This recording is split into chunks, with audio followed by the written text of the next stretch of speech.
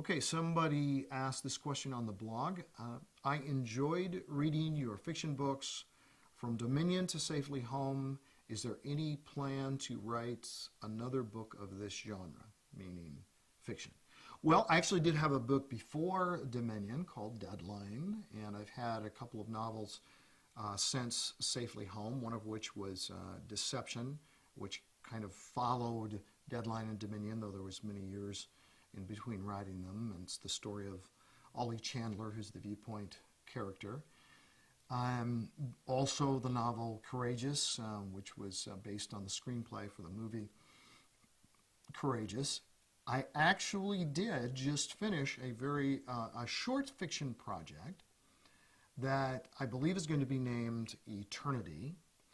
And it's a story about the rich man and Lazarus being made into a graphic novel. And I'm actually going back and forth with the artist and an editor. And it's a very fun project. I can't wait to show some of the artwork. It's beautiful. He's a very well-established artist for Marvel Comics, has done covers. I saw he did a Spider-Man, maybe an Iron Man cover, and he's done all of these Marvel Comics type stories. One of the things I love about that, it was a fun book to write.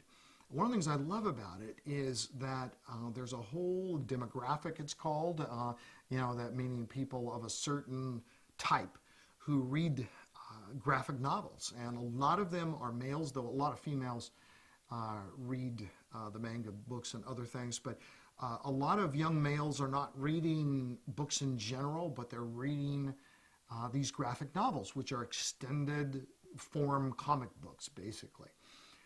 But to be able to reach that audience, often with facial jewelry and tattoos, and maybe anywhere from 12, 15 years old to upper 20s, early 30s.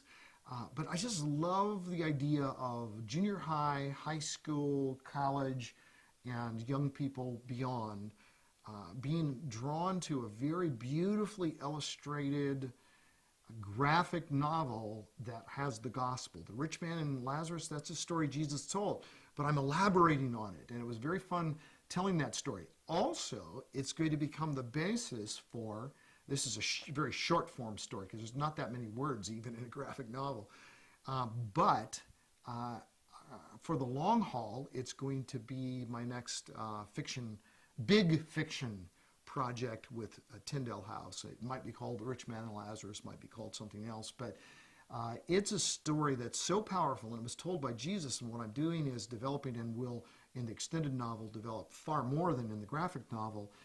The story behind the story, I'm making it up, of course, but the rich man says he has 5 brothers still on earth. Well, I'm going to tell the story of those 5 brothers.